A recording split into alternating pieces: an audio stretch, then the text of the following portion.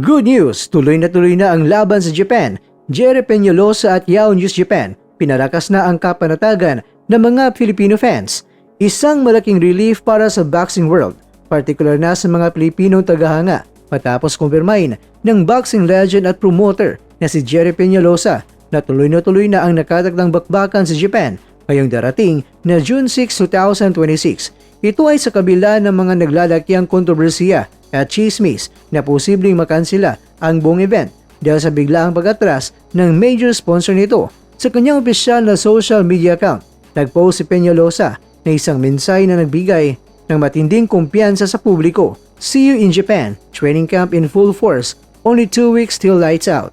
Ang pahayag na ito ay direktang patungkol sa kanyang pambato na si Kenneth Yuber na nakadagdang sumabak sa isang krusyal na laban sa ICI Sky Expo sa Tokonami, Japan. Dahil dito, napawi ang pangamba ng marami na baka madamay ang mga boksingerong Pilipino sa gulong nangyayari sa pamamahala ng promosyon sa Japan. Hindi lamang si Peñalosa ang nagbigay ng kasiguraduhan sa isang ulat mula sa Yahoo News Japan. Opisyal nang ibinunyag ang tunay na estado ng lagay ng laban, bagamat totoo na nagkaroon ng matinding krisis sa pananalapi at pamamahala. Ang orihinal na co-sponsor, tiniyak ng mga ulat mula sa Japan na may sumaklolo upang isalba ang napakalaking boxing card na ito. Ayon sa mga sources mula sa Japan, isang formal na press conference ang gaganapin sa darating na May 25 upang opisyal na i-anunsyo ang pagpapatuloy ng mga laban, ang bagong pangalan ng torneo at mga detalye ng broadcast. Naging mitsa sa matinding pagkabahala sa industriya ng boxing ang biglaang paglabas ng press release ng Lush bago maghating gabi noong May 22. Sa nasabing pahayag, formal nilang inanunsyo ang pagputo nila ng kanilang partnership kay dating 3-division world champion na si Koki Kameda at ang tuluyang pag-atras sa mundo ng boxing promotion. Hayagang sinabi ng CEO ng Lush na si Moiko Harada na hindi nila kakayanin pang magambag sa operasyon ng mga sporting event. Ang dahilan, kawalan ng sapat ng pondo. Bago pa man ang iskandalo sa June 6 Aichi event, una nang nagdulot ng matinding perwisyo ang Lush matapos itong kanselahin sa huling sandali noong May 17 ang Kyrgyzstan tournament na nakatakda sana noong May 22 at 23. Dahil sa kawalan ng pera, naudlot ang mga pangarap nina Yunosuke Kameda at ni Haruka Sano na lalaban sana para sa kanilang WBA interim world titles. Hindi pa nagtapos doon ang problema. Inamin ng Lush na wala rin silang maipapakitang pondo para bayaran ang fight money at mga gastusin para sa June 6 tournament sa Aichi, na kung saan ang main event ay ang pagdepensa ng IBF World Flyweight Champion na si Masamichi Yabuki.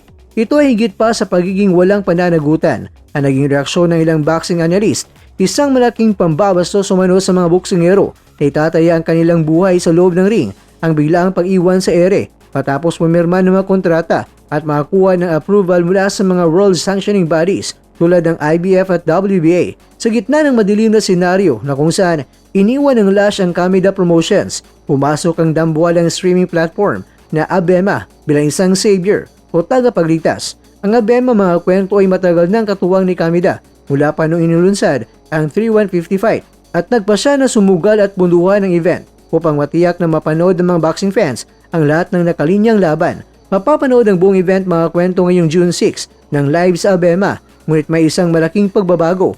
Tatanggalin na ang pangalang Lush sa titulo ng torneo at papalitan ito sa darating na press conference ngayong May 25.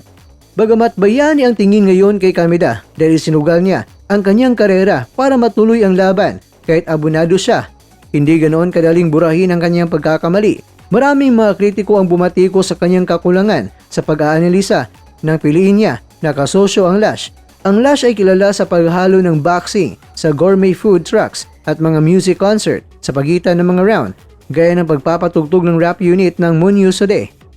Sa kasamang palad mga kwento, imbes na lumawak ang fans, nayamot lamang ang mga tunay na boxing purist dahil sa sobrang haba at nakakabagot na mga intermission. Ang maling direksyon na ito, kasabay ng humihina na ekonomiya dahil sa tensyon sa US at Iran, ang tuluyang nagpabagsak sa pananalapi ng Lush. Ngayong silyado na ang pagpapatuloy ng event sa tulong ng ABEMA at sa kumpirmasyon na rin ni Jerry Peñalosa, nakafocus na ngayon ang pansin ng lahat sa napakainit na fight card na masabing isa sa pinakamalaki ngayong taon.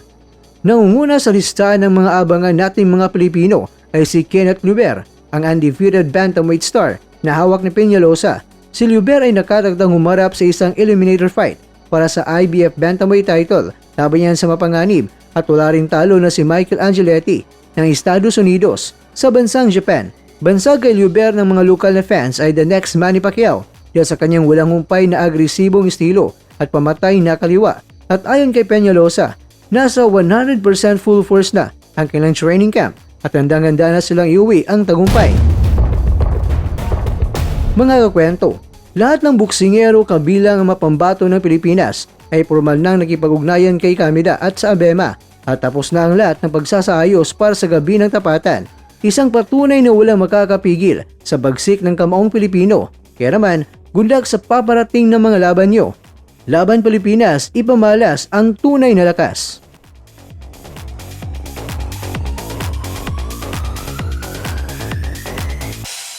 Sa bawat suntok, may pangarap. Sa bawat... Mga kakwento, hanggang dito na lang muna ang ating kwentuhan. Huwag kalimutan na mag-like, share at subscribe. Ako po si Mr. Kwento. Ito ang mga kwentong maaring hindi pa nakwento sa inyo. Tayo ng boses ang hindi pa napapansin ng mundo. Samahan nyo akong busisiin ang bawat kwento at bawat sakripisyo ng mga mandirigmang mga Pilipino. Ito ang kwentong di pa nakwento. Pilipinas para sa mundo. Pilipinas para sa mundo.